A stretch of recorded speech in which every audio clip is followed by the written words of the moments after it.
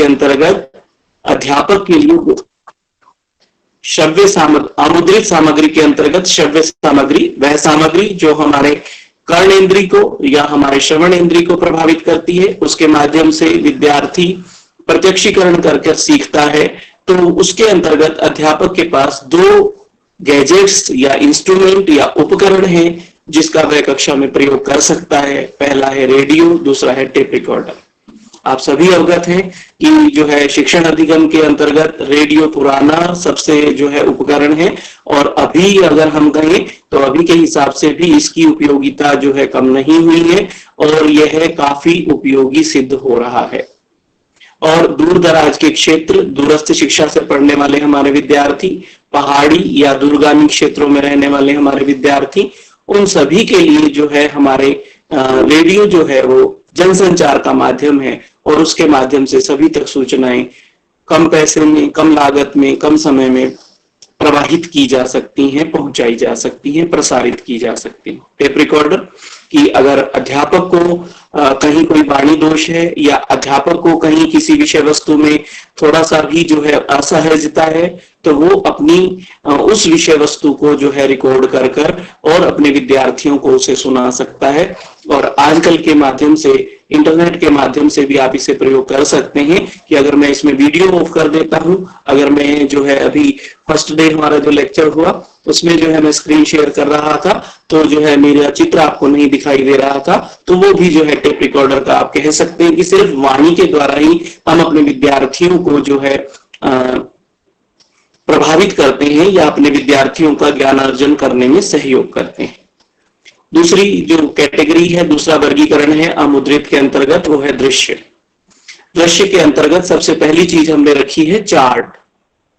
आप सभी जानते हैं कि सबसे सरल सुलभ जो तरीका है शिक्षण अधिगम कराने के लिए अध्यापक के पास आज भी हम देखें तो 5 से 10 रुपए में एक अच्छा चार्ट हमें मिल जाता है और अध्यापक अपनी सुविधा अनुसार, अपनी आवश्यकता अनुसार और अपने विषय वस्तु की जरूरत के हिसाब से चार्ट का निर्माण कर सकता है और उस चार्ट के आधार पर ही वह उस विषय वस्तु को विद्यार्थियों तक पहुंचा सकता है। अभी चार्ट के साथ एक और नया जो आजकल विधा आई है उसको भी मैं आपके समक्ष कह दूं, पोस्टर। चार्ट और पोस्टर में अंतर होता है। चार्ट में ज्यादातर रेखा चित्रों का प्रयोग किया जाता है, ज्यादा रंगीन चित्रों का प्रयोग उसमें नहीं किया जाता। जब तक हम पोस्टर की बात कहते हैं तो पोस्टर आकर्षक रंगों से, आकर्षक चित्रों से बनाए जाते हैं, या अंग्रेजी में मैं शब्द कहूं तो पोस्टर में ग्राफिक्स का ज्यादा प्रयोग किया जाता है, जबकि चार्ट में भाषा और चित्रों का प्रयोग किया जाता है। तो ग्राफिक्स का मतलब वहां पे जो है चित्रों को ज्यादा स्पष्टता दी जाती है, रंगों का जो संयोजन है उस पर ध्यान दिया जाता है। तो पोस्टर भी जो है एक अच्छा माध्यम है, परंतु चार्ट सभी अध्यापकों द्वारा बनाया जा सकता है। पोस्टर के अंतर्गत कोई ड्राइंग में प्रवीण जो अध्यापक है या जो है ड्राइंग करने में ज्यादा परिणत है वो ज्यादा अच्छे से उसको प्रयोग कर सकता है। इसके बाद है हमारे पास नक्शे या मानचित्र। आप सभी जानते हैं कि इतिहास हो या भूगोल हो या कुछ हद तक इकोनॉमिक्स या अर्थशास्त्र हो, वहां पर हमें जो है इसका प्रयोग होता है, मानचित्रों का प्रयोग होता है। आजकल अगर हम बात करें तो भूगर्भ शास्त्र हो, जियोलॉजी जिसे हम कहते हैं, उस विषय को भी पढ़ाने के लिए हम जो है मानचित्रों का प्रयोग करते हैं। तो मानचित्र भी अमुद्रित सामग्री जो है हमारे पास है। जहां पर जो है प्रकाशन की बात कह रहे हैं तो उसमें ज्यादा शब्द नहीं होते, रेखा चित्र होते हैं, तो इसलिए हम उसको जो है अमुद्रित के अंतर्गत रख रहे हैं कि दृश्य सामग्री जो है वो है जो हमारी आंखों को प्रभावित करती है और उसके माध्यम से विद्यार्थी प्रत्यक्षीकरण करता है और प्रत्यक्षीकरण करके ज्ञान का आस्वादन करता है और इसी के माध्यम से संप्रेषण होता है। इसके बाद है मॉडल या प्रतिमान। अब सभी आप जानते हैं शिक्षण के लिए हमें, खासकर विद्यालय स्तरीय शिक्षण के लिए, हमें प्रतिमानों की आवश्यकता होती है। प्रतिमान क्या होते हैं कि किसी भी इमारत का, किसी भी वस्तु का, किसी भी जो है व्यक्ति का जो है लघु रूप हो सकता है या प्रतिरूप हो सकता है, उसे हम प्रतिमान कहते हैं। तो जहां उस वस्तु को कक्षा में लाना संभव नहीं है, जहां उस वस्तु का कक्षा में लाकर किसी को प्रभावित करना सक्षम नहीं है, वहां हम प्रतिरूपों का प्रयोग करते हैं। जो प्रतिरूप या प्रतिमान है उसे अंग्रेजी में मॉडल शब्द कहते हैं। और प्रतिमान जो है दो तरह के होते हैं, वर्किंग, नॉन वर्किंग, यानी क्रियाशील, अक्रियाशील। जो अक्रियाशील है वो केवल चित्र मात्र होते हैं, जैसे कि अगर जो है भूगोल के अंतर्गत सिंचाई का पाठ अगर पढ़ाना है तो सिंचाई की विधियां, तो उसको हम जो है मोटर की सहायता से हम जो है उसे एक्टिवेट कर सकते हैं कि पानी को फव्वारे के द्वारा स्कूलों उस खेत जो हमने बनाए हैं उस मॉडल में उसमें प्रवाहित करते हुए दिखा सकते हैं। तो वो हमारा वर्किंग मॉडल होगा, क्रियाशील प्रतिमान होगा। विज्ञान में, भूविज्ञान, भूगोल में, इनमें जो है हम वर्किंग मॉडल का ज्यादा प्रयोग करते हैं। इसके बाद हमारे पास है प्रोजेक्टर। पहले बता रहा हूं, फिर स्लाइड पे आते हैं कि कक्षा में कई सारी विषय वस्तु ऐसी होती है कि उसको प्रक्षेपित करना पड़ता है कि जब कक्षा में विद्यार्थियों की संख्या ज्यादा हो और पढ़ाने वाला अध्यापक जो है वो सभी तक अपनी विषय वस्तु को नहीं पहुंचा पा रहा है, तब हम प्रक्षेपकों का प्रयोग करते हैं जिसे हम प्रोजेक्टर कहते हैं। उसके अंतर्गत शिरोपरि प्रक्षेपी, आजकल तो एलसीडी प्रोजेक्टर आ गए हैं, डिजिटल प्रोजेक्टर हैं, उनका भी हम प्रयोग करते हैं। पुराने में अगर हम कहें तो शिरोपरि प्रक्षेपी कई स्कूलों, विद्यालयों, महाविद्यालयों में, विश्वविद्यालयों में आपने देखा होगा पढ़ाई करते समय, तो वहां जो है हम प्रयोग करते हैं। उन्हीं के अंतर्गत जो है एक स्लाइड प्रोजेक्टर भी होता है। तो स्लाइड प्रोजेक्टर के अंतर्गत स्लाइड बनाई जाती है और उन स्लाइड को स्लाइड प्रोजेक्टर के अंदर स्थापित कर और अपने विद्यार्थियों को प्रदर्शित किया जाता है। स्लाइड बनी बनाई भी मिलती है और स्लाइड को बनाया भी जाता है। और जो हमारा शिरोपरि प्रक्षेपी है उसके अंदर जो है हम ट्रांसपेरेंसी का प्रयोग करते हैं और ट्रांसपेरेंसी, पारदर्शिता, वो भी हमें जो है बनी बनाई भी मिल जाती है, उन्हें हम प्राप्त भी कर सकते हैं। तो इन्हें प्राप्त करने का स्थान भी आपको अवगत करा दूं कि जो हमारा एनसीईआरटी है, एनसीईआरटी दिल्ली में जो स्थित है, हमारे श्री लाल बहादुर शास्त्री राष्ट्रीय संस्कृत विश्वविद्यालय के जो है सामने ही स्थित है वहां पर जो है उसका एक भाग है, प्रभाग है, जिसको हम कहते हैं सेंटर फॉर एजुकेशनल टेक्नोलॉजी। तो उसको CIET बोलते हैं, central institute of educational technology. वहां पर आपको अपने विषय से पढ़ाने से संबंधित शैक्षिक तकनीकी के जो उपकरण है, चाहे वो CD है, चाहे वो प्रोजेक्टर है, चाहे प्रोजेक्टर से संबंधित स्लाइड है, चाहे जो है उससे संबंधित पारदर्शिकाएं हैं, वे भी आप वहां से प्राप्त कर सकते हैं। तो स्लाइड इसलिए मैंने वहां पे अलग से लिखा है, तो स्लाइड भी जो मिलती है वो स्लाइड प्रोजेक्टर में प्रयोग की जाती है। उसी के अंतर्गत आगे है हमारे पास श्रव्य दृश्य, कि इस प्रकार के उपकरण जो हमारे प्रत्यक्षीकरण के लिए विद्यार्थी को उसकी आंखों और उसकी कानों दोनों को प्रभावित करते हैं। इसके अंतर्गत जो है हम बात कर रहे हैं सर्वप्रथम टेलीविजन की। टेलीविजन जो है आप सभी जानते हैं कि जो है सशक्त माध्यम है और जो है हमारे जो ओपन एजुकेशन के संस्थान हैं वो उसका प्रयोग भी कर रहे हैं और जनसंचार का माध्यम है, उसके द्वारा भी शिक्षण के कार्यक्रम चलाए जा रहे हैं। अभी वर्तमान परिस्थिति की बात करें, कोरोना काल के अंतर्गत भी ज्ञान गंगा, ज्ञान दर्शन, ज्ञानवाणी रेडियो के माध्यम से और टीवी पर ज्ञान दर्शन, जिस पर UGC के कार्यक्रम और जो है CIET के कार्यक्रम जो है प्रदर्शित किए जा रहे हैं, जिनके माध्यम से विद्यालय एवं विश्वविद्यालय या महाविद्यालय के विद्यार्थी ज्ञानार्जन कर रहे हैं। कंप्यूटर, अभी हम और आप भी जो जुड़े हैं कंप्यूटर टेक्नोलॉजी के माध्यम से हम जुड़े हैं, तो इसके माध्यम से ही हम जो है एक दूसरे से वार्तालाप कर पा रहे हैं या ज्ञान का आस्वादन कर पा रहे हैं या ज्ञान का एक दूसरे के साथ जो है हम साझा कर पा रहे हैं, शेयर कर पा रहे हैं। तो कंप्यूटर भी जो है हमारा आंखों और हमारे कानों दोनों को प्रभावित करता है। दोनों ही चीजें जो है हमें दिखाई देती हैं। अभी आप जो है ये स्लाइड देख भी रहे होंगे, जो PPT की स्लाइड है, और साथ ही साथ मेरी वाणी सुन भी रहे होंगे। तो दोनों ही आपका प्रत्यक्षीकरण आपके कानों और आंखों द्वारा विषय वस्तु का आप कर पा रहे हैं। वीडियो टेक्स्ट कि अगर मैं जो है अभी जो है ये चित्र बंद कर दे रहा हूं, तो जो है ये अभी जो आपको दिखाई दे रहा है, तो आपको मेरा चित्र नहीं दिखाई दे रहा है, केवल टेक्स्ट का चित्र दिखाई दे रहा है। तो जब टेक्स्ट का चित्र आपको दिखाई दे रहा है तो इस समय जो है आप केवल अक्षरों को, जो विषय वस्तु आपके समक्ष प्रस्तुत की जा रही है, आप केवल उसे ही देख पा रहे हैं। तो इसलिए इसे हम वीडियो टेक्स्ट कहते हैं। अब वीडियो टेक्स्ट के अंतर्गत जो है आपको इस चीज को समझना भी है कि वीडियो टेक्स्ट को जो है आप किस तरह से जो है ध्यान में रखते हैं। अब जैसे कि कई बार जो है कक्षा में शिक्षण करते समय मान लीजिए कि हम जो है उस समय अपने आप को जो है प्रदर्शित नहीं करना चाह रहे अभी ऑनलाइन माध्यम से, तो हम जो है अपना आवाज रिकॉर्ड कर कर अपने विद्यार्थियों को भेज सकते हैं, जिसमें हमारी स्लाइड चलती रहे, तो उसको जो है वो वीडियो टेक्स्ट के माध्यम से समझ सकता है। तो उसमें जो है हम टेक्स्ट जो है वो दोनों हो सकता है, स्टिल एंड मूविंग। स्टिल का मतलब स्थिर और मूविंग का मतलब गतिमान, तो दोनों ही तरीके से हम जो है उसे छात्रों तक पहुंचा सकते हैं। इसके पश्चात जो है हम बात कर रहे हैं दूरस्थ सम्मेलन, टेलीकॉन्फ्रेंसिंग। टेलीकॉन्फ्रेंसिंग का मतलब ही यही है जहां पर टेलीफोन के साथ साथ जो है और भी उपकरण जुड़े हों। जब टेलीफोन के साथ रेडियो जुड़ता है तो उसको जो है हम ऑडियो कॉन्फ्रेंसिंग कहते हैं। जब टेलीफोन के साथ जो है दृश्य भी जुड़ता है यानी टीवी, तो जो है हम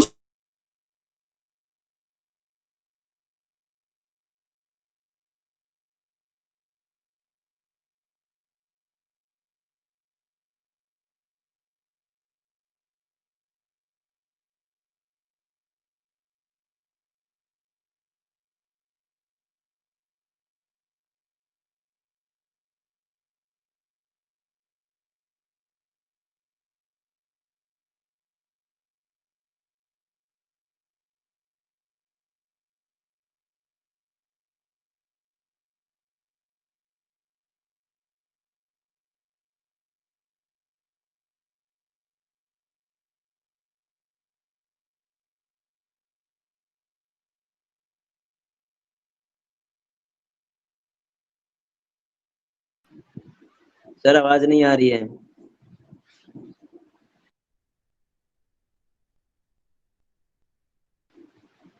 सर ध्वनि न आयाते।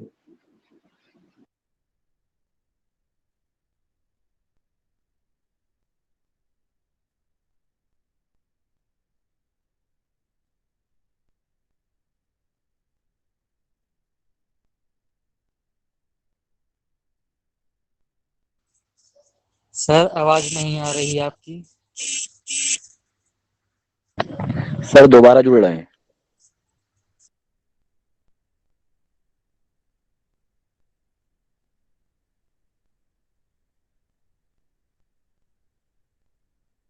सर का फोन आ गया है, शायद वो भी आ जाएंगे। सर अभी आ रहा है, 1 मिनट।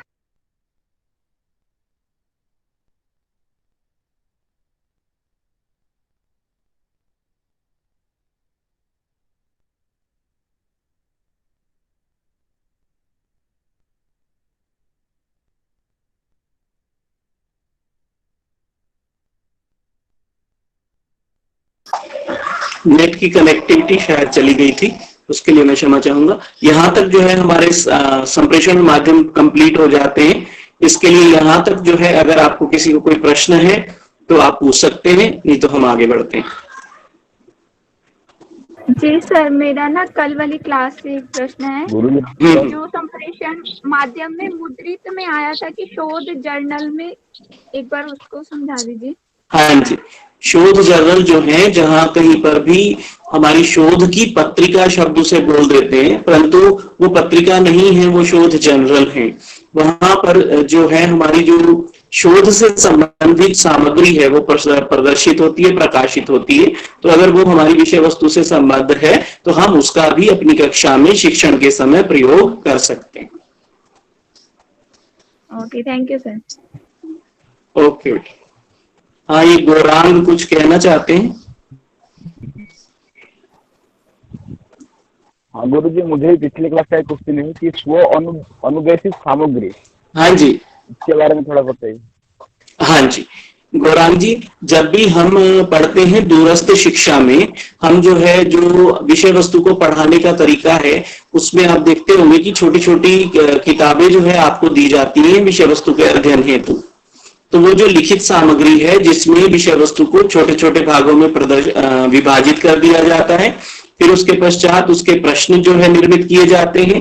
उन प्रश्नों को विद्यार्थी को हल करना होता है और उसे हल करने के पश्चात विद्यार्थी को जो है उत्तर मिलान के लिए उत्तर कुंजी भी उसमें दी जाती है। तो इस प्रकार की जो हमारी सामग्री है उसे हम जो है प्रोग्राम्ड इंस्ट्रक्शन मटेरियल या स्व अनुदेशन सामग्री कहते हैं, जिसमें विद्यार्थी अनुदेशों का पालन करते हुए स्वयं उसका अध्ययन करता है। उसके लिए अध्यापक की आवश्यकता नहीं रहती।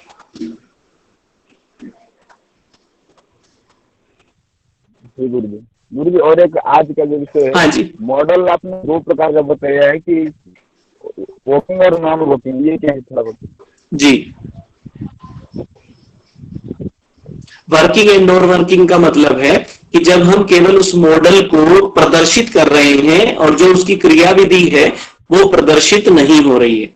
जैसे मान लीजिए कि हम एक ज्वालामुखी का मॉडल बनाते हैं सामाजिक विज्ञान के अंतर्गत, परंतु वो ज्वालामुखी में जो प्रक्रिया होती है, लावा निकलता है, वो प्रक्रिया हम प्रदर्शित नहीं कर रहे हैं।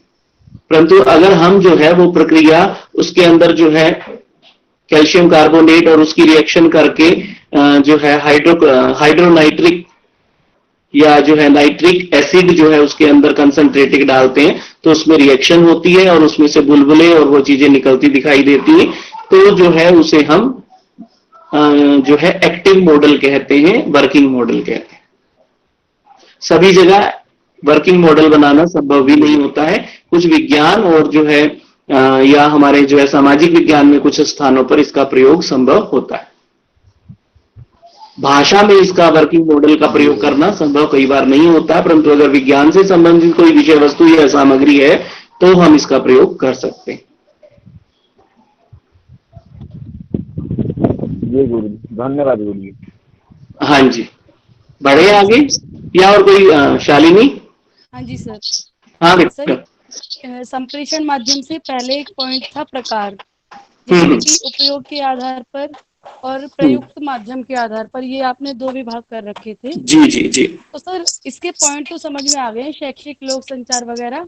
प्रयुक्त के आधार पर और उपयोग के आधार पर ये जो दो विभाग किए गए, किस आधार पर किए गए ये नहीं हाँ जी, समझ में आ रहा है। देखिए उपयोग के आधार पर जब हमने कहा तो उपयोग के आधार पर हमने उसमें माध्यम की बात नहीं की कि जब हम संप्रेषण शिक्षा हेतु कर रहे हैं तो वो शैक्षिक है, और जब वो सामान्य जीवन में कर रहे हैं या सामान्य कार्यों के लिए कर रहे हैं तो वो लोक संचार है। जी सर। और जब हम माध्यम का आधार बनाकर उसका प्रयोग कर रहे हैं तो वो शाब्दिक है और अशाब्दिक है। जी सर। तो शाब्दिक में मौखिक और लिखित है, और अशाब्दिक में वाणी के संकेत हो सकते हैं, या हमारी आई कांटेक्ट या जेस्चर्स हो सकते हैं, या हमारा स्पर्श संपर्क हो सकता है। वाणी की बात करें तो सामान्य लोग इसका प्रयोग करते हैं, नेत्र संपर्क की बात करें तो भी सामान्य लोग इसका प्रयोग करें। जहां हम स्पर्श संपर्क की बात करते हैं तो कल भी मैंने आपसे कहा था जो है दृष्टिहीन बालक हैं वो इसका प्रयोग करते हैं, और जो है वाणी संकेतों का कुछ हद तक जो है जो हमारे डेफ एंड डम्ब होते हैं या मूक बधिर लोग होते हैं वो भी उस वाणी संकेतों का प्रयोग करते हैं, क्योंकि वो पूरे शब्द नहीं बोल सकते, कई बार संकेत कर पाते हैं तो उससे वो पूरा शब्द समझ लेते हैं। हाँ जी सर, थैंक यू सर। जी, चलें आगे। सर ये इसमें एक सेकंड सर, हाँ जी। प्रयुक्त माध्यम के आधार पर जो शाब्दिक और अशाब्दिक है, तो शाब्दिक में मतलब वाचिक और गैर वाचिक को लिया जाएगा। शाब्दिक का मतलब ही है आपका जो है जहां शब्द है तो वाचिक ही होगा, तो जो है वहां पे लिखित भी होगा। गैर नहीं, शाब्दिक में बेटा वाचिक भी होगा और लिखित भी होगा। वाचिक का मतलब बोल रहे हैं आप, तो वो मौखिक में आएगा, और जब जो है हम लिखकर उसको प्रयोग कर रहे हैं संप्रेषण हेतु तो वो लिखित में आएगा। तो ये जो आपने मतलब चार्ट्स बनाया, जो भी एरो, ये शाब्दिक अशाब्दिक के बाद जो संप्रेषण माध्यम है ये अलग से है या ये अशाब्दिक के अंतर्गत आएगा? वहां पे मैंने बताया ना आपको, प्रयुक्त माध्यम के आधार पर, तो वो प्रयुक्त माध्यम कौन कौन से हो सकते हैं वो मैंने नीचे बताए हैं आपको। हाँ जी, ठीक है ना। प्रयुक्त माध्यम दो तरह के हो सकते हैं, मुद्रित एवं अमुद्रित। ठीक है ठीक है।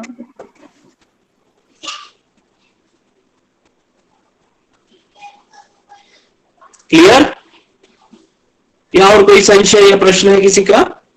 जी गुरुजी, क्लियर है गुरुजी, आगे। हाँ, चलिए फिर आगे बढ़ते हैं। आज जो है हम इसे आगे बढ़ाते हैं, और हमारा अब इस विषय वस्तु के अंतर्गत जो है बहुत इंपॉर्टेंट टॉपिक है, इस पे प्रश्न आते हैं आपके नेट में। ये जो है इससे पहले बैरियर्स या बाधक तत्व, ये जो है आगे की स्लाइड है, इससे पीछे की स्लाइड पे जाते हैं हम। बैरियर्स या बाधक तत्व की प्रभावी संचार संप्रेषण से पहले हम जो है बाधक तत्वों की बात कर रहे हैं कि बाधक तत्व कौन कौन से हैं, उनकी बात कर रहे हैं।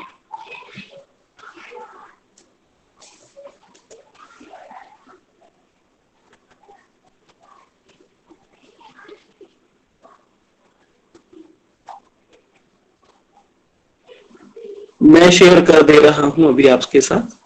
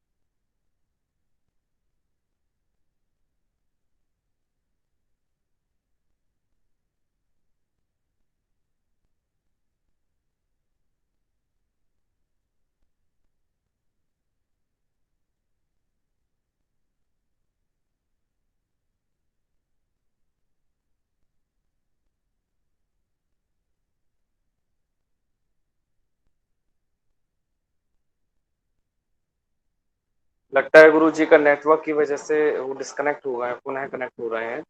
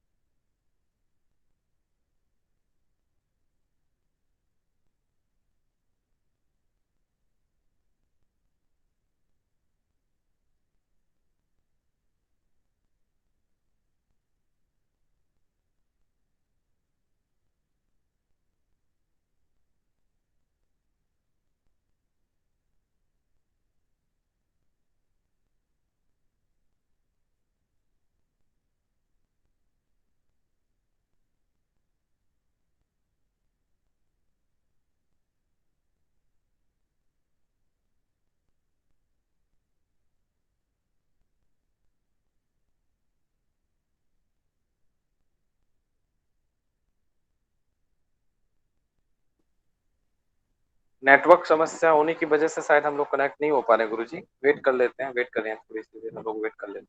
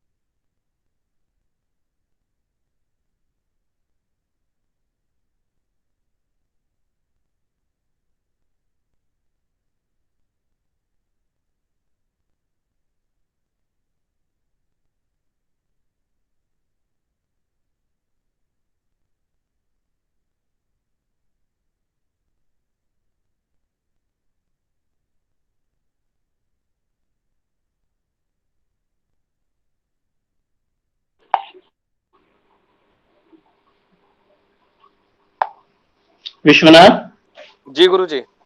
हाँ आवाज आ रही है? जी सुन पा ध्वनि आ रही रही है जी गुरुजी, बहुत अच्छी आ रही है, साफ आ रही है। है? जो है इंटरनेट की कोई जो है डिस्कनेक्ट हो गया थोड़ा कनेक्शन। जी जी गुरुजी जी। चलिए हम आगे बढ़ाते हैं। बैरियर्स और बाधक तत्व की बात करते हैं कि जब भी हमारा संप्रेषण होता है तो संप्रेषण में कई सारी बाधाएं आती हैं। उन बाधाओं को ही हमें जो है दूर करना संप्रेषण को प्रभावी करने का तरीका है। तो ये दो हेडिंग जो है हमें अभी आगे बात करनी है और यही हमारी इस इकाई के अंतिम हेडिंग है। पहला है बाधाएं या बाधक तत्व, अंग्रेजी में शब्द होता है बैरियर्स, बैरियर्स ऑफ कम्युनिकेशन। अब इसके अंतर्गत जो है हमें सबसे प्रथम हमारे पास है भौतिक बाधाएं। भौतिक बाधाएं के अंतर्गत जो है हमें जो बात करनी है वो है कि सबसे पहली जो कक्षा में भौतिक बाधा आप सभी देखते होंगे, आप सभी पढ़ते हैं, पढ़कर आए हैं, अपनी कक्षाओं में भी आपने देखा होगा, सर्वप्रथम शोर। तो सबसे पहली चीज है कि हमें जो है शोर को नियंत्रित करना चाहिए, तो शोर को नहीं होने देना चाहिए। तो ये जो है हमारे लिए एक बाधा का कार्य करता है कि हमारा संप्रेषण जो है वो निष्प्रभावी हो जाता है, उसमें कमी आ जाती है। तो इसलिए हमें जो है शोर को जो है भौतिक बाधा है। ये भौतिक बाधा इसलिए क्योंकि जो है वहां विद्यार्थियों द्वारा या वहां पर अध्यापक द्वारा या हमारे किसी कार्यकलाप द्वारा या वातावरण द्वारा, तो अगर हमारे आसपास से कोई रेलवे लाइन जाती है तो वहां पर भी जो है हमें भौतिक बाधा यानी शोर परेशान करता है। और शोर के द्वारा जो है जो हमारा अधिगम समय है या हमारा अवधान समय है वो कम होता है, कंसंट्रेशन समय। तो इसलिए हमें जो है शिक्षण करते समय या अच्छा संप्रेषण चाहते हैं अगर आप, तो शोर जो है वहां पर नियंत्रित किया जाना चाहिए। दूसरी चीज है अदृश्यता, कि अगर आप कुछ प्रदर्शित कर रहे हैं, आप कुछ दिखा रहे हैं, आप श्यामपट्ट पर लिख रहे हैं और वो चीज हमारे विद्यार्थियों को प्रदर्शित नहीं हो पा रही है, तो उस केस में वो हमारे लिए जो है अदृश्यता के अंतर्गत आती है, जिसको हम जो है भौतिक बाधा के अंतर्गत रखते हैं। तो इसलिए हमारा चित्र, हमारे द्वारा लिखी गई लिखावट वो इस प्रकार हो कि कक्षा में बैठे हुए अंतिम छात्र तक वो जो है दिखाई देनी चाहिए, नहीं तो वो संप्रेषण को प्रभावित करता है। इसके बाद है खराब स्वास्थ्य या अस्वस्थता, कि भौतिक कारक है यह भी कि अस्वस्थता अगर छात्र की है या अध्यापक की है, संप्रेषण वाहक की है या संप्रेषण प्राप्तकर्ता की है, दोनों में से अगर कोई शारीरिक रूप से अस्वस्थ है तो उसमें भी जो है भौतिक बाधा उत्पन्न होती है। तो इसलिए हमें इस चीज को भी ध्यान रखना चाहिए कि हम अच्छा संप्रेषण तभी कर सकते हैं जब भौतिक रूप से स्वस्थ हो, यानी हमारा शरीर स्वस्थ हो। इसलिए संप्रेषण के समय आवश्यक है कि हम शारीरिक रूप से स्वस्थ हों। इसके बाद है हमारे पास भौतिक असुविधाएं। आप सभी जानते हैं जहां कहीं हम बैठते हैं, अभी देखिए हमारे साथ ही हुआ कि नेट का कनेक्शन अगर चला गया तो ये भौतिक असुविधा है। इसकी वजह से जो है हमारे 2-3 मिनट जो है वेस्ट हुए और हमें फिर वो सारी प्रक्रिया करनी पड़ी। तो इसलिए भौतिक असुविधा की जो है अभी की ऑनलाइन के हिसाब से कहें तो इंटरनेट की उपलब्धता, उसकी स्पीड और अगर हम कक्षा के अंतर्गत कहें तो प्रकाश की व्यवस्था, बैठने की उचित व्यवस्था, कि कक्षा में विद्यार्थी ज्यादा हैं और उनके बैठने की संख्या कम है तो वो जो है एक दूसरे के साथ साथ बैठेंगे, जिससे कि उनको हाथ व पैर जब जो मूवमेंट करेंगे तो किसी को हाथ लगेगा किसी को कोहनी, तो कक्षा का वातावरण जो है भंग होगा, क्योंकि वहां अनुशासन की समस्या हो जाएगी। तो इसलिए जो है हमें ध्यान रखना चाहिए कि हमारी भौतिक सुविधा असुविधा ना हो, वहां पर भौतिक सुविधाओं का प्रबंध होना चाहिए। इसके बाद है ध्यान केंद्रित ना हो पाना, कि विद्यार्थी है वो कंसंट्रेट नहीं कर रहा। जब आप पढ़ाते हैं तो आपको ये तो पता चल जाता है, अभी ऑनलाइन में हमें नहीं पता चलता क्योंकि आप सभी ने वीडियो ऑफ कर रखे हैं, परंतु अगर हमारी ऑफलाइन कक्षा होती है तो हमारा विद्यार्थी का जो हाव भाव है, हमारे विद्यार्थी के बैठने का ढंग है, वो हमें इंगित कर देता है कि वो हमसे सीख रहा है या नहीं सीख रहा है। तो इसी से अध्यापक को पता चलता है कि उसका ध्यान केंद्रित हो रहा है या नहीं हो पा रहा है। तो कई बार जो है उसमें कोई शारीरिक अस्वस्थता हो सकती है, या जो है कोई अदृश्यता, अभी ऊपर हमने कहा कि उसे दिखाई नहीं दे रहा है, या वातावरण सही नहीं है वहां का, तो जो है ये सारी चीजें जो है उसे प्रभावित करती हैं। तो अध्यापक को इन चीजों पर भी ध्यान देना चाहिए कि जब हम संप्रेषण कर रहे हैं तो हमारा विद्यार्थी सहज होना चाहिए, साथ ही साथ हम भी सहज होने चाहिए। कि कक्षा में इस तरह की व्यवस्था हो कि गर्मी है, अगर पंखे चल रहे हैं और अध्यापक के वहां कोई पंखा नहीं है तो उसे पसीने आएंगे तो पसीने पोंछने में लगेगा।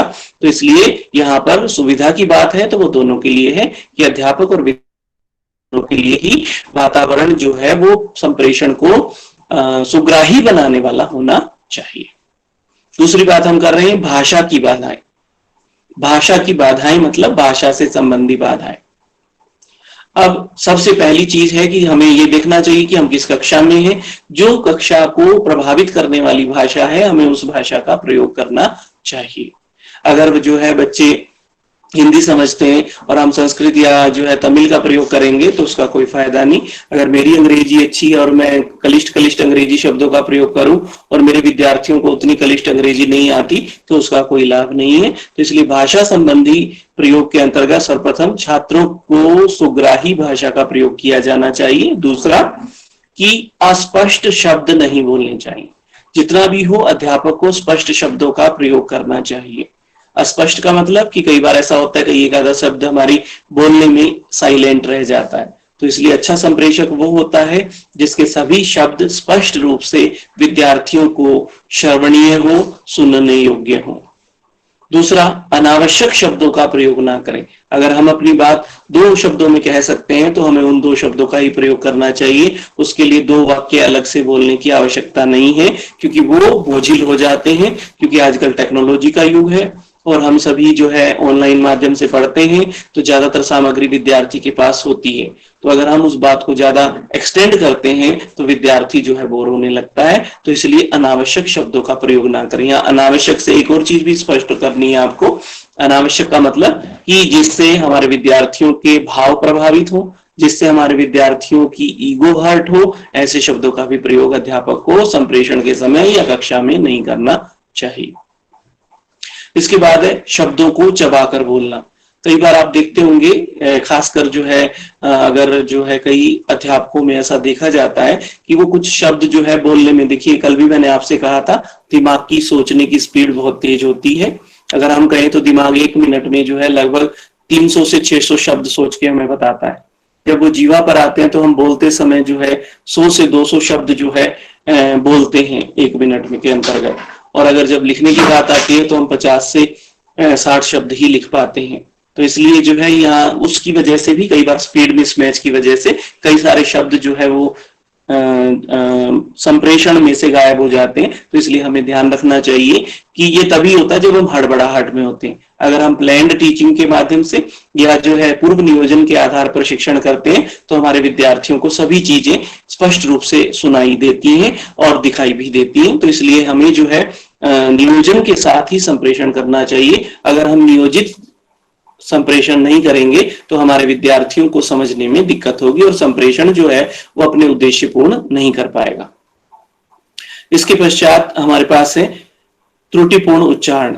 कई जो है संप्रेषणकर्ताओं का उच्चारण सही नहीं होता है। तो इसलिए हमें अगर लगता है कि हमारे उच्चारण में गलती है, कई लोग स को श बोलते हैं, श को स बोलते हैं, या जो है दीर्घ को ह्रस्व में परिवर्तित करते हैं या शब्दों को खींचते हैं, तो इस चीज का भी हमें ध्यान रखना चाहिए कि अच्छे संप्रेषण में हमें शब्दों के वही उच्चारण छात्रों के समक्ष या संप्रेषण ग्रहणकर्ता के समक्ष प्रस्तुत करने चाहिए जो पूरी तरह से जो है मानक हो, जिनकी स्वीकृति समाज में या जो है शिक्षा जगत में हो। इसके बाद है अस्पष्ट संकेत या ग्राफिक। हमें जो है स्पष्ट संकेत, स्पष्ट ग्राफिक जो है बच्चों के समक्ष प्रस्तुत करने चाहिए। चित्र कहना चाह रहा हूं मैं यहाँ पे कि जिससे बच्चे को वही चीज स्पष्ट हो जो वो जानना चाहता है। अगर हम उसे ज्यादा डेकोरेशन में ले जाते हैं और ज्यादा उसे जो है रंगों से या जो है रेखा चित्रों से भरते हैं, तो कई बार वो जो संप्रेषण प्राप्त करता है उसको स्पष्ट नहीं हो पाती। तो इसलिए हमें ध्यान रखना चाहिए कि अस्पष्ट संकेत या ग्राफिक का प्रयोग नहीं करना चाहिए। इसके पश्चात हमारे पास है मनोवैज्ञानिक बाधाएं। तो नाम ही स्पष्ट बता रहा है, मनोवैज्ञानिक यानी भाव से संबंधित। और भाव जो है यहाँ पर हमें जो है सुरोलिया जी आप जो है अपना वीडियो ऑफ कर लें।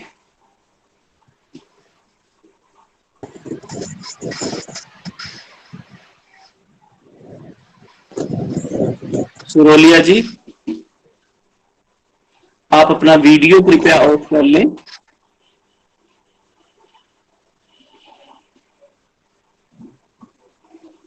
धन्यवाद। तो मनोवैज्ञानिक बाधाएं, पूर्वाग्रह।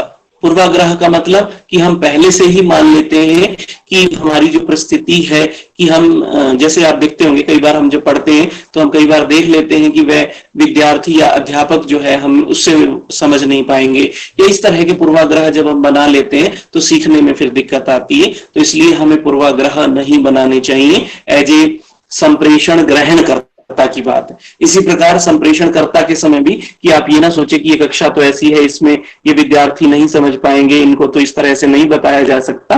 तो यहाँ अपेक्षा है कि पूर्वाग्रह ना रखते हुए हमें समुचित नियोजित विषय वस्तु के साथ कक्षा में शिक्षण करना चाहिए। इसके पश्चात जो है हमारे पास है अरुचि, कि हम जो है हमारे विद्यार्थी अगर कक्षा में रुचि नहीं ले रहे हैं तो वो जो है हमें ध्यान में रखना है। तो अरुचि जो हो सकती है वो हमारे संप्रेषण की वजह से भी हो सकती है, अरुचि जो है भौतिक बाधाओं की वजह से भी हो सकती है, अरुचि जो है वो भाषा की बाधाओं से भी हो सकती है, अरुचि जो है वो व्यक्तिगत कारणों से भी हो सकती है। तो इसलिए यहाँ आपको इस चीज को स्पष्ट रखना और समझना है कि जो अरुचि है वो जो है विद्यार्थी को स्पष्ट रूप से आपको चेक करना चाहिए कि वो रुचि किस कारण से नहीं ले रहा है। तो इसलिए जब आप शिक्षण करते हैं तो आप उसे स्पष्ट कर देंगे कि यह जो है कारण है तो वो रुचि लेगा। तो ये भी एक मनोवैज्ञानिक बाधा होती है। तो संप्रेषणकर्ता को या अध्यापक को इसका भी ध्यान रखना चाहिए। इसके पश्चात ध्यान न दे सकना, कि आप कई बार जो है कक्षा में या संप्रेषण करते समय अपने ही कार्यों में इतना बिजी रहते हैं कि आप अपनी कक्षा पे ध्यान नहीं देते कि वो सुन रहे हैं या नहीं सुन रहे हैं, वो रुचि ले रहे हैं या नहीं ले रहे हैं, उन्हें समझ आ रहा है या नहीं आ रहा है, या कहीं शोर हो रहा है या नहीं हो रहा है। तो इन चीजों को आपको ध्यान रखना चाहिए कि आपको कक्षा में ध्यान देना चाहिए। और अगर कोई विद्यार्थी ध्यान नहीं दे रहा है तो उस पर ध्यान देना चाहिए कि वो क्यों ध्यान नहीं दे रहा है। कोई मनोवैज्ञानिक कारण है, भाषा की बाधा है, कोई भौतिक बाधा है, अगर हम उसका निवारण कर सकते हैं तो अवश्य निवारण करना चाहिए। इसके पश्चात है गलत प्रत्यक्षीकरण, कि त्रुटिपूर्ण जो प्रत्यक्षीकरण है कि जो हम कहना चाहते हैं।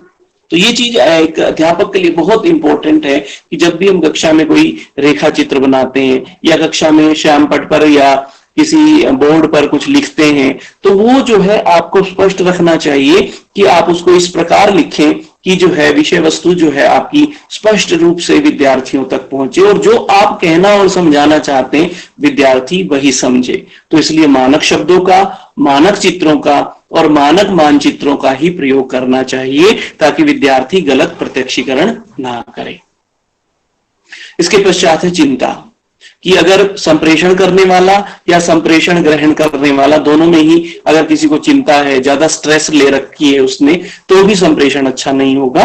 तो यहाँ आवश्यक है कि हम उस चिंता का निवारण करें कि अगर वो किसी बाधा की वजह से है तो उसका निवारण करें। संप्रेषण करता चिंता मुक्त होकर अगर संप्रेषण करता है तो वो ज्यादा जो है प्रभावी होता है, और इसी प्रकार संप्रेषण ग्रहण करता भी अगर चिंता मुक्त होकर जो है वो सुनता है, श्रवण करता है और ज्ञान का आस्वादन करता है तो उसके लिए ज्यादा लाभकारी होता है। इसी प्रकार है अपूर्ण जिज्ञासा, कि विद्यार्थी को जो है जिज्ञासा जो है उसकी अपूर्ण है, यानी वो जो जानना चाहता था वो पूरा नहीं हुआ, तो इसलिए भी वो जो है कक्षा में संप्रेषण में रुचि नहीं लेगा। तो इसलिए हमें भी देखना चाहिए कि हम विषय वस्तु के प्रत्येक पक्ष को जो है बताते हुए उसको जो है स्पष्ट करें, ताकि वो जो है उसकी जिज्ञासा जो है वो अपूर्ण ना रहे। तो इसलिए समय अनुसार प्रश्नोत्तर करने चाहिए, जहां जरूरत हो विद्यार्थी के संशय सुनने चाहिए, और जहां आवश्यकता हो उनका निराकरण भी करना चाहिए। इसके बाद है असंबद्ध अनुभव, कि हम कई बार जो है बात करते करते या पढ़ाते समय या विषय वस्तु बताते समय कई ऐसे उदाहरण दिए जाते हैं जो उससे संबद्ध नहीं होते, तो उससे जो है विद्यार्थी या संप्रेषण प्राप्त करता वो जो है उससे हटने लगता है। तो इसलिए हमें ऐसे उदाहरण देने चाहिए जो उसे स्पष्ट करें, जिससे कि वो विषय वस्तु को समझ सके। इसके बाद है पृष्ठभूमि संबंधी बाधाएं, इसको बोलते हैं हम बैकग्राउंड रिलेटेड बैरियर्स। तो बैकग्राउंड किसका बैकग्राउंड की बात कर रहे हैं हम, कोई बताएगा?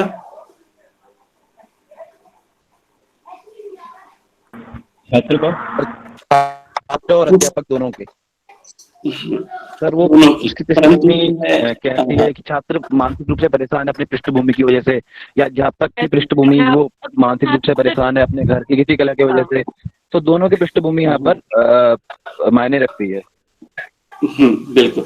देखिए मूल रूप से यहाँ हम बात आपकी सही है, दोनों होते हैं, परंतु कहीं ना कहीं हम ये मान के चल रहे हैं कि अध्यापक जो है संप्रेषण करता है तो वो इन चीजों पे जो है कंट्रोल कर लेगा। तो इसलिए जो है यहाँ हम छात्र का ज्यादा जो है ध्यान रख रहे हैं कि उसके जो पृष्ठभूमि है उसको ध्यान में रखते हुए हमें संप्रेषण करना चाहिए। जैसे कि उसके पूर्व अधिगम क्या है, कि उसने पहले कितना सीख रखा है। अगर हम डिफिकल्टी लेवल उसके हिसाब से नहीं डिसाइड करेंगे, कक्षा में पढ़ाने का जो कठिनाई स्तर है अगर हम उसको अपने हिसाब से ही बढ़ाते जाएंगे तो जो है वो गलत है। तो इसलिए विद्यार्थी के पूर्व अनुभवों को ध्यान में रखना चाहिए कि उसने कितना अधिगम उससे पूर्व कर रखा है। दूसरी चीज सांस्कृतिक भेद।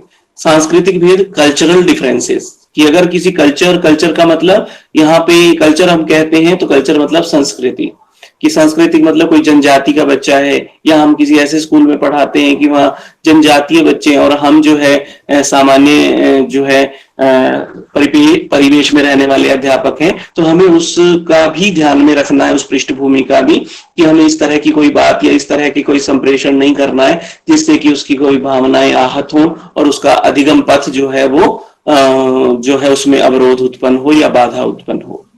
इसके बाद है पूर्व कार्य स्थिति या पूर्व कार्य का वातावरण, कि हमने जो है उससे पहले कभी कोई कार्य कराया हो या उससे पूर्व कोई जो है काम हमने उस कक्षा में कराया हो, उन बच्चों की किस तरह की परफॉर्मेंस थी, उनकी किस तरह की जो है हमारे लिए उपलब्धि उन्होंने कक्षा में करी थी, उसको ध्यान में रखते हुए हमें संप्रेषण जो है विकसित करना चाहिए। तो इसलिए पृष्ठभूमि जो है आपके लिए बहुत जरूरी है विद्यार्थियों की या संप्रेषण प्राप्तकर्ता की जानना, ताकि हम उसके हिसाब से अगर हम अपना संप्रेषण तैयार करेंगे तो निश्चय ही प्रभावी होगा। इसके बाद जो है हम सबसे इंपॉर्टेंट की तथ्य की तरफ आते हैं। आज जो है, पहले एक समय था कि विद्यालय में जो है दो तरह के विद्यालयों की बात हम सुनते और देखते थे, कि हमारा जो विद्यालय है वो लड़कों के अलग हैं, लड़कियों के अलग हैं। और आजकल की अगर हम बात कर रहे हैं कि हम जो है देखते हैं कि को एजुकेशन के भी स्कूल हैं, तो इसको जो है हम कहते हैं लैंगिक बाधाएं, जेंडर बैरियर्स।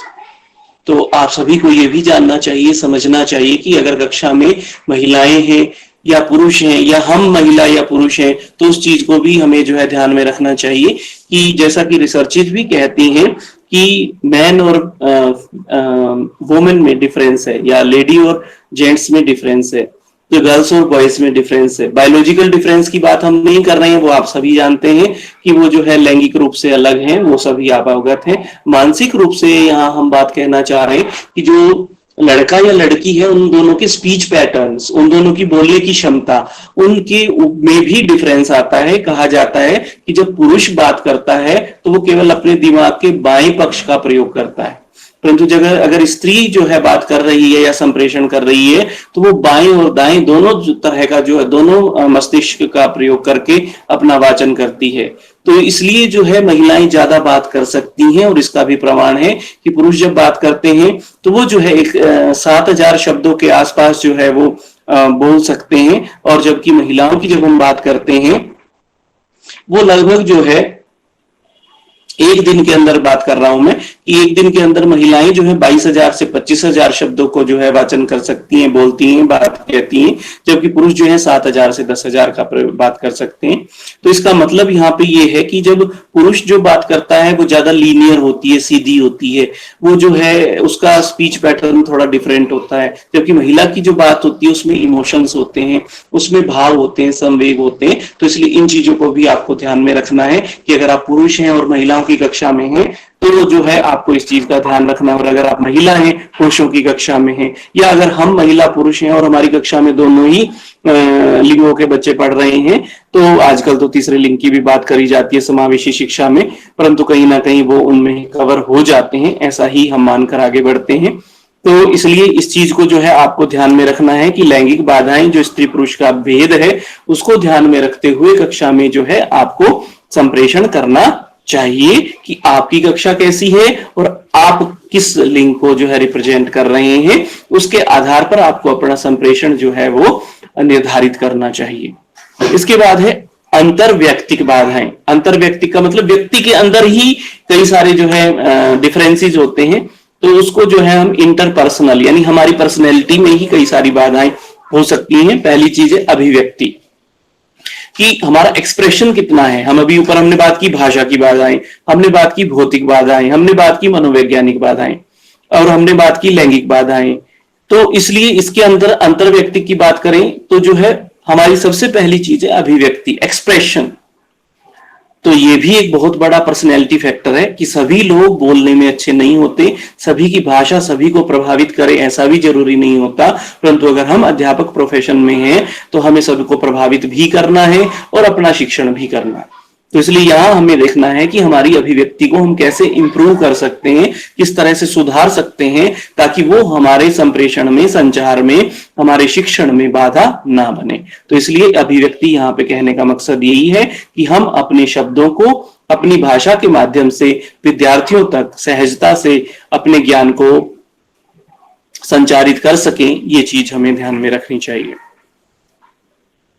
अब यहाँ पे एक और चीज है कि कई लोग दिवा स्वप्नधारी होते हैं, दिन में ही सपने देखते हैं कि जैसे नई नई कक्षा में जाएंगे। नए बच्चे कुछ ऐसा ज्यादा करते हैं, तो इसलिए इस चीज को आपको ध्यान में रखना है कि मैं जब बोलूंगा तो मैं लगातार बोलता जाऊंगा, सब सुनते रहेंगे।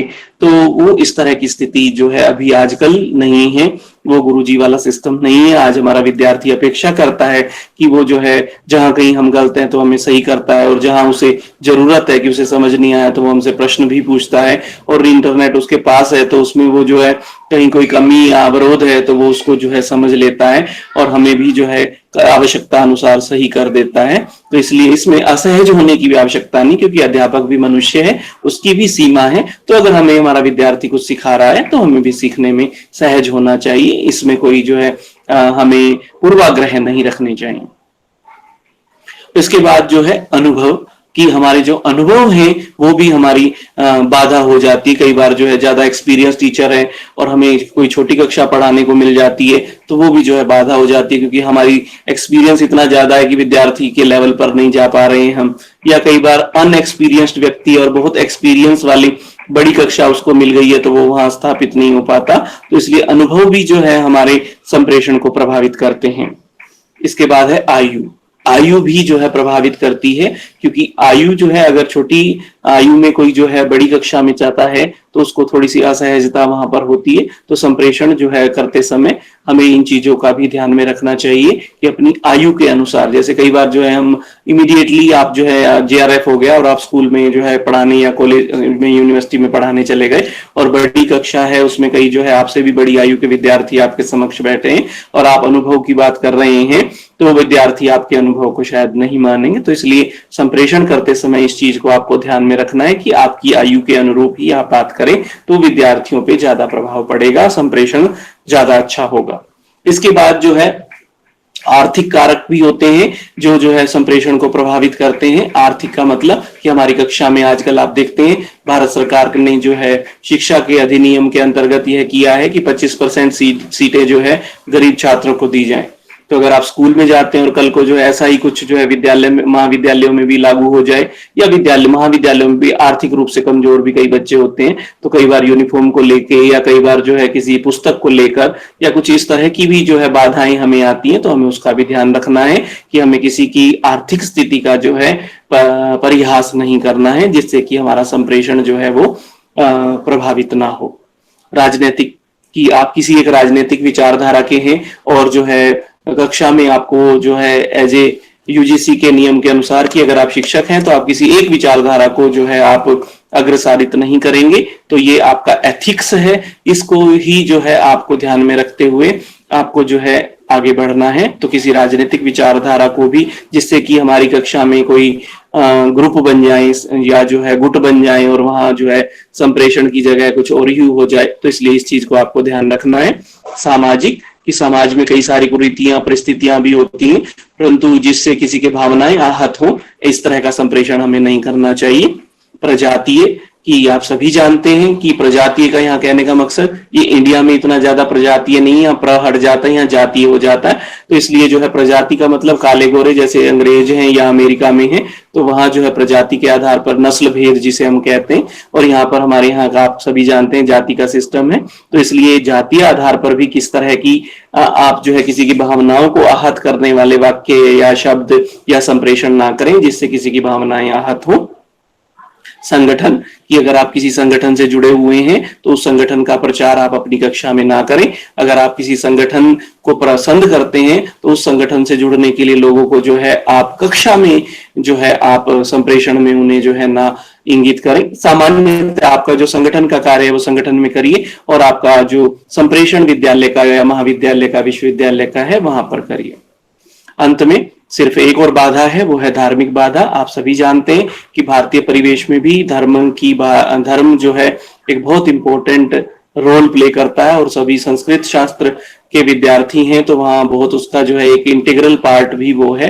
परंतु आज सभी जानते हैं कि भारत में शिक्षा सभी के लिए है, तो सभी जाति धर्म संप्रदाय के विद्यार्थी हमारी कक्षा में होते हैं। तो इसलिए किसी धर्म विशेष के लिए कोई जो है टिप्पणी हम करें जिससे हमारा संप्रेषण अवरोधित हो या वो जो है प्रभावित हो, उसमें कोई समस्या हो, तो इस तरह से हमें वो जो है ऐसी टिप्पणियों से जो है हमें कक्षा में जो है बचना चाहिए। तो ये थे बैरियर्स और बाधक तत्व। यहाँ तक अगर किसी को कोई प्रश्न है तो बताएं, और फिर जो है हम अंतिम बिंदु की तरफ बढ़ेंगे और जो है इस विषय को आज जो है समाप्त करेंगे।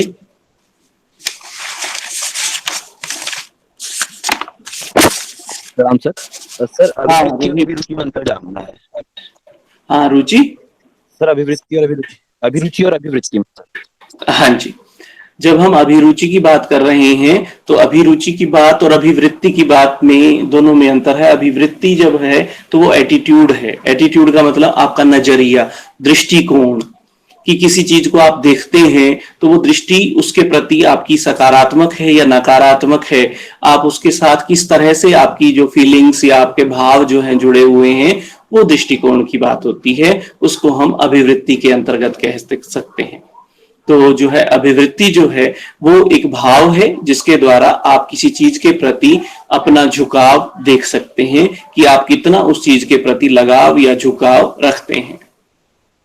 दूसरा आपने कहा अभिवृत्ति के साथ अभिरुचि। जब आप अभिरुचि कहते हैं तो अंग्रेजी शब्द है उसके लिए एप्टीट्यूड। जो एप्टीट्यूड है अभिरुचि विकसित की जा सकती है, जो अभिवृत्ति है वो जो है विकसित की जा सकती है। जो एप्टीट्यूड अभिरुचि है वो जो है जन्मजात होती है किसी भी प्रोफेशन के प्रति, किसी भी कार्य के प्रति, वो जो है आपके अंदर निहित होती है। जैसे हम शिक्षक के लिए कहते हैं कि teaching is art as well as science, यह जो है शिक्षण जो है वो कला भी है और विज्ञान भी है। तो जब हम विज्ञान कहते हैं तो वहां हम अभिवृत्ति की बात करते हैं कि हम इस तरह से पढ़ाएंगे कि विद्यार्थी का दृष्टिकोण शिक्षण के प्रति हो जाए, उसे लेसन प्लान, माइक्रो टीचिंग, उसे जो है हम सिमुलेटेड टीचिंग इस तरह से सिखाएंगे। परंतु जब हम उसके माध्यम से बात कर रहे हैं तो वहां हम जो कह रहे हैं कि विद्यार्थी कलाकार है, वो अध्यापकत्व उसके अंदर जन्मजात है और उसको विकसित किया जा सकता है। तो इसीलिए आपका जब शिक्षण की बीएड का या जो है मेड का आप एंट्रेंस देते हैं तो, या अभी नेट का भी एग्जाम देंगे तो उसमें टीचिंग एप्टीट्यूड के भी कुछ प्रश्न होते हैं। वो आपकी अभिरुचि को जानने के लिए होता है कि शिक्षण, आप नौकरी के लिए अभी आप नेट कर रहे हैं, परंतु क्या शिक्षण प्रोफेशन में आपकी जन्मजात अभिवृत्तियां हैं या नहीं है, कि आपकी अभिरुचि उस प्रोफेशन में है या नहीं है, वो उसके माध्यम से जाना जाता है। रोहित, स्पष्ट हुआ? रोहित? जी सर, थैंक यू। हाँ, विश्वजीत या दिवाकर जी? जी गुरुजी। हाँ, समय का थोड़ा बताएं मुझे, मैं आज विषय वस्तु को समाप्त करना चाहता था, तो थोड़ा और ले सकते हैं या नहीं? तो आज तो गुरुजी समय वैसे हो गया, 6:33 हो गया, तो हम कल कर लें गुरुजी। अच्छा, कल थोड़ा सा जो है व्यस्तता है अभी 4-5 दिन फिर। सर की व्यस्तता है सर, ले सकते हैं सब लोग। हाँ, अभी कर सकते हैं गुरुजी, कर सकते हैं। हाँ, कर देंगे तो ठीक हाँ, रहेगा। परमेश भैया फिर जो है ये पूरा खत्म हो जाएगा ना, तो जी जी जी जी सर। हाँ, अब जो है मैं स्लाइड जो है आप उसको जो है वो कर दें।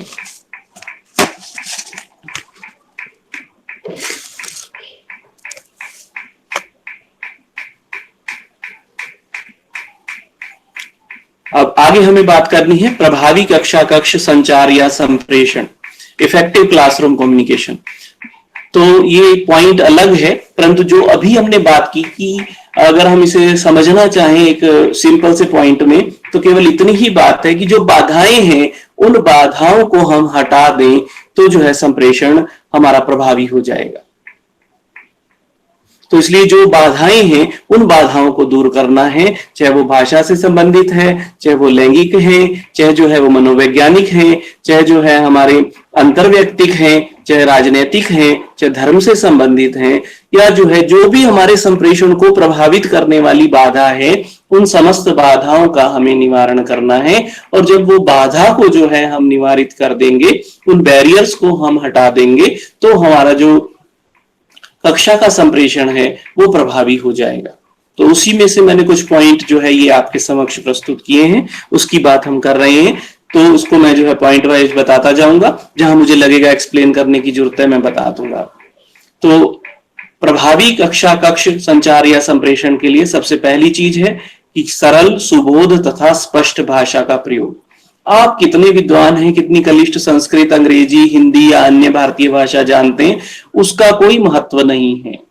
महत्व इस चीज का है कि आप उस भाषा को विद्यार्थी तक अपने ज्ञान का संप्रेषण करने में कितना प्रयोग करते हैं। तो इसलिए कलिष्ठ शब्दों की बजाय विद्यार्थी के स्तरानुसार आप उसके स्तर के अनुसार सरल, सुबोध और स्पष्ट भाषा का प्रयोग करेंगे तो संप्रेषण निश्चय ही प्रभावी होगा और आपकी कक्षा में संप्रेषण में विद्यार्थी रुचि भी लेगा। दूसरी बात हम इस बिंदु में कह रहे हैं कि आसानी से समझने योग्य संदेश। यहां जब संदेश की बात है तो संदेश का मतलब विषय वस्तु। तो अध्यापक वही अच्छा होता है जो अच्छी डिग्री ले, गोल्ड मेडल ले, बहुत सारे उसके नंबर हो, JRF हो, वो अच्छा अध्यापक होगा, ऐसी कोई गारंटी नहीं है। अध्यापक वही अच्छा है कि हो सकता है शायद उसके 55% नंबर हो, परंतु वो विद्यार्थी को अपनी बात समझाने में सक्षम है। तो इसलिए हमें यहाँ पे यही बात समझनी है कि आसानी से समझने योग्य संदेश। कि किताब में भी विषय वस्तु है, ये सब जो मैं आपके साथ बात कर रहा हूं सब आपको किताबों में, नेट पे इधर उधर हो सकता है मिल जाए, परंतु जो ये मैं आपके साथ 3 घंटे मैंने जो आपसे चर्चा की या बात कर रहा हूं, तो ये मुख्यतः इसका आधार ही यही है कि ये आपको समझ आ जाए, और जब समझ आ जाए तभी आप नेट के प्रश्न देंगे, क्योंकि वो प्रश्न सूचना आधारित नहीं होते हैं, वो प्रश्न अवबोध आधारित होते हैं। अगर विषय वस्तु का अवधान हो जाता है, हमें समझ में आ जाती है, तो प्रश्न को कैसे भी घुमा के पूछा जाए तो हम उसका उत्तर दे सकते हैं। तो इसलिए अच्छे संप्रेषण के लिए आपको कोशिश करनी चाहिए कि जो संदेश रूपी विषय वस्तु आप कक्षा में दें वो आसानी से समझने योग्य हो। आवश्यकता हो तो किसी माध्यम का प्रयोग करें, आवश्यकता हो तो कक्षा में किसी भी जो है साधन का प्रयोग करते हुए आप उसे प्रसारित करें। इस चीज का आपको ध्यान में रखना चाहिए। इसके बाद है निश्चित एवं सीमित पुनरावृत्ति। कई बार देखा जाता है कि अध्यापक या संप्रेषण करता एक ही चीज को बार बार रिपीट करता है, तो इसलिए हमें ये देखना चाहिए कि ज्यादा पुनरावृत्ति जो होती है वो कक्षा में जो है वो प्रभाव को खत्म कर देती है, और विद्यार्थियों में अरुचि या जो है वो बोर होने लगते हैं और उनमें जो है एक रास्ता आने लगती है। तो इसलिए अगर हमें पुनरावृत्ति करनी भी है तो वो निश्चित और सीमित होनी चाहिए, और आपको पता होना चाहिए कि किस अंतराल पे वो पुनरावृत्ति की जानी चाहिए। इसके पश्चात है कि समुचित प्रतिपुष्टि की व्यवस्था। अच्छा संप्रेषक वो है जो समय समय पर प्रतिपुष्टि लेता रहे कि उसकी भाषा सरल है, उसकी भाषा स्पष्ट है, उसका विषय वस्तु सुबोध है या नहीं है, आसानी से विषय वस्तु समझी जा रही है नहीं समझी जा रही है, तो ये सभी प्रतिपुष्टि से उसे प्राप्त होता है। तो समय समय पर विद्यार्थियों को जगाते रहना चाहिए, उनसे प्रश्न करते रहना चाहिए, उनसे चर्चा करते रहना चाहिए, और आवश्यकता हो तो कक्षा में जो है समूह गतिविधियों को प्रोत्साहित करना चाहिए। इसके बाद है आवश्यकता अनुसार एक से अधिक माध्यमों का प्रयोग की जरूरत है। जैसे कि अभी मैंने बात की तो मैं वाणी से आपसे बात कर रहा हूं, परंतु दूसरा माध्यम मुझे लगा कि नहीं, हम जो है स्लाइड दिखाएं तो बच्चों को ज्यादा प्रभावी होगा, तो एक से अधिक माध्यम का प्रयोग, यानी हम सिर्फ जो है अपनी श्रव्य इंद्री की बजाय दृश्य और हमने इन दोनों को जोड़ दिया तो ये दृश्य श्रव्य बन गया या श्रव्य दृश्य बन गया। तो आपकी 2 परसेप्शन यानी 2 तरीके से आप प्रत्यक्षीकरण कर पा रहे हैं, मेरी आवाज को सुनकर भी और इन बिंदुओं को देखकर भी। इसके बाद है सकारात्मक वातावरण का निर्माण, कि कक्षा में पॉजिटिव एनवायरनमेंट जो है उस विषय वस्तु को पढ़ने के लिए वो जो है वो निर्मित करना अत्यंत आवश्यक है। कि अगर आप इस तरह से वातावरण रखेंगे कि विद्यार्थी उसे आसानी से समझे, आप उसके लिए सरल बनाएंगे तो वो ज्यादा आसानी से उसे समझ सकेगा। इसके बाद है ऊपर भी मैंने अभी कहा कि समूह गतिविधियों को बढ़ावा दें। समूह गतिविधियों का मतलब है कि विद्यार्थियों के छोटे छोटे समूह बना के उनसे जो है कार्यकलाप कराएं। हमारे प्रमेश जी भी इस कार्य में निपुण हैं, वो काफी इस तरह की गतिविधियां अपनी कक्षाओं में कराते रहते हैं और आप सभी भी जानते हैं, और जो है उनका प्रयोग भी आपको कक्षा में करना चाहिए। और सबसे इंपॉर्टेंट चीज कि आप बोलने वाले अच्छे हैं, परंतु जो बोलने वाला अच्छा है उसे सुनने वाला भी अच्छा होना चाहिए। A good orator must have to be a good listener. कि अगर आप अच्छे भाषा देने वाले या अच्छे भाषा का प्रयोग करके अच्छे वक्ता हैं तो आपको एक अच्छा श्रवणकर्ता भी होना चाहिए। तो इसलिए विद्यार्थी जब कहता है तो पूरे ध्यान से हमें उसका प्रश्न सुनना चाहिए, क्योंकि कई बार हम हड़बड़ाहट में जल्दी में उसकी बात सुन तो लेते हैं परंतु उसे स्पष्ट नहीं कर पाते हैं। तो इसलिए हमें विद्यार्थियों को ध्यानपूर्वक सुनना चाहिए। अब इसके लिए क्या जरूरी है कि छात्रों के साथ समीपता बढ़ाएं। अब समीपता का मतलब शारीरिक नहीं, भौतिक नहीं, मानसिक, वैचारिक। तो ये जो है आपके लिए जरूरी है कि आप छात्रों के साथ जो है वैचारिक समीपता बढ़ाएं। अगर वैचारिक समीपता बढ़ाएंगे तो आपको पृष्ठपोषण भी मिलेगा। वैचारिक समीपता बढ़ाएंगे तो आपको जो है पता चल जाएगा कि आप जो पढ़ा रहे हैं वो समझ में आ रहा है या नहीं आ रहा है, कि आपकी भाषा जो है वो बोधगम्य है या नहीं है, और साथ ही साथ की कक्षा का वातावरण नकारात्मक तो नहीं है। इन सारी चीजों को जो है आपको पता चल जाएगा। इसके बाद है सकारात्मक पृष्ठपोषण को स्थान दें। अब यहाँ हो सकता है कि हमारी कोई त्रुटि हो, कोई कमी हो, जिससे संप्रेषण अच्छा नहीं हो पा रहा और विद्यार्थी हमें कह रहा है, और कई बार जो है हम पूर्वाग्रह से ग्रसित होते हैं कि नहीं मैं तो ऐसा करता ही नहीं हूं अपनी कक्षा में, और हम अपने विद्यार्थी को ध्यान से नहीं सुनते हैं। तो इसलिए ये चीज आपको ध्यान रखनी है कि पूर्वाग्रह से मुक्त होकर आप जो है सकारात्मक पृष्ठ पोषण को स्थान दें कि कक्षा में जो पृष्ठ पोषण है वो सकारात्मक रूप से उसे आप भी ग्रहण करें और विद्यार्थियों के लिए भी कोई नकारात्मक टिप्पणी ना करें। 14 नंबर पॉइंट पे भी मैंने ये लिखा है, तो ये यहाँ पे साथ जोड़ दे रहा हूं। तो इसलिए नकारात्मक टिप्पणियां जो है हमें कक्षा में नहीं करनी चाहिए, परंतु अगर हमारा विद्यार्थी कोई जो है हमें सकारात्मक सुझाव देना चाहता है तो उसे भी हमें ध्यान से सुनना चाहिए, चाहे जो है हम ऐसा करते हैं या नहीं, मनन करने के पश्चात उस पर चिंतन करना चाहिए। सबसे इंपॉर्टेंट चीज अनुशासन बनाए रखें और उसके लिए जरूरी है शोर को नियंत्रित करें। तो कक्षा में शोर ना होने दें। तो शोर के कई सारे कारण हो सकते हैं जो ऊपर आए, उनमें से अगर कोई भी कारण है तो उसको जो है आप निवारण करें। छात्रों को अच्छा श्रवणकर्ता बनाएं। तो आप ये भी ध्यान रखें कि हम ध्यान से सुनते हैं तो हमारा विद्यार्थी भी ध्यान से सुने। तो इसलिए संप्रेषण करते समय विद्यार्थियों की गतिविधियों पर नजर रखें। इसलिए एक ही जगह पर जो है डाइस पे पकड़ के खड़े ना रहें। तो इसलिए आवश्यकता हो तो कक्षा का राउंड ले, आवश्यकता हो तो अगर कोई गतिविधि ऐसी संदिग्ध लगती है आपको तो उसको जो है आप इंगित करें और उसका संज्ञान लेते हुए उसको सकारात्मक रूप से जो है आप उसका जो है निवारण करें। संप्रेषक को छात्र के स्तरानुसार भाषा का प्रयोग करना चाहिए कि आपकी भाषा कितनी कलिष्ठ, कितनी सुमधुर, कितनी जो है विशिष्ट है, इसका मायना है, परंतु वो अलग स्तर पर, परंतु विद्यार्थी के लिए उस भाषा का मायना है जिससे उसे समझ में आए। तो इसलिए विद्यार्थी के स्तरानुसार अपनी भाषा का, चाहे हिंदी, अंग्रेजी, संस्कृत या अन्य कोई भारतीय भाषा जो भी आप अपने शिक्षण हेतु प्रयोग करते हैं उसको छात्र के स्तरानुसार ही प्रयोग की जानी चाहिए। जितना हो नकारात्मक टिप्पणियों से बचें, छात्रों को हतोत्साहित ना करें।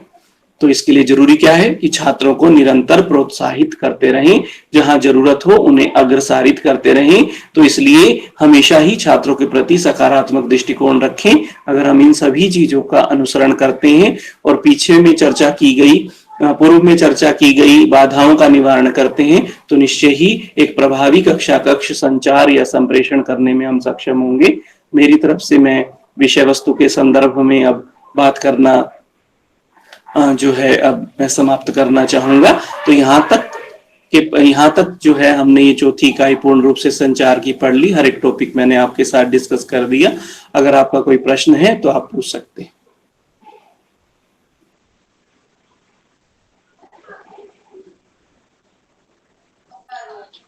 किसी का कोई प्रश्न हो तो वो एक एक करके पूछ सकता है।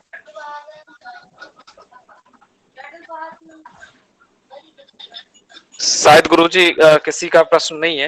इतना अच्छे से आपने अध्ययन करा है तो सबको बहुत अच्छे से क्लियर हो गया है गुरुजी। धन्यवाद दिवाकर जी। जी गुरुजी, तो बहुत बहुत धन्यवाद गुरुजी। आपने बहुत ही अच्छे तरीके से अपना विषय वस्तु हम लोग के समक्ष रखा और एक एक पॉइंट को बहुत ही अच्छे से क्लियर किया गुरुजी।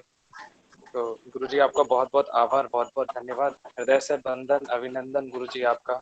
और हम कोशिश करेंगे कि पुनः कभी हमें आप फिर पढ़ाएं, जब जरूरत हो जरूर हम आपसे पढ़ेंगे पुनः। जी बिल्कुल। बहुत अच्छा लगा गुरुजी, और आपने अपना बहुत ही कीमती समय हम सभी को दिया गुरुजी, उसके लिए बहुत बहुत धन्यवाद गुरुजी। बहुत बहुत वंदन, बहुत बहुत स्वागत गुरुजी आपका। आपके चरणों में सभी विद्यार्थियों की तरफ से और मेरी तरफ से आपके चरणों में वंदन गुरुजी, स्वागत है, प्रणाम गुरुजी। धन्यवाद दिवाकर जी, आभार। और सभी बच्चों की सफलता की कामना करता हूं कि सभी जो है सफल हों, आगे बढ़ें, और इन्हीं कामनाओं के साथ बहुत बहुत आभार, धन्यवाद। जी गुरुजी, प्रणाम गुरुजी। नमो नमः, प्रणाम। धन्यवाद। प्रणाम गुरुजी। प्रणाम। धन्यवाद गुरुजी। प्रणाम गुरुजी। प्रणाम।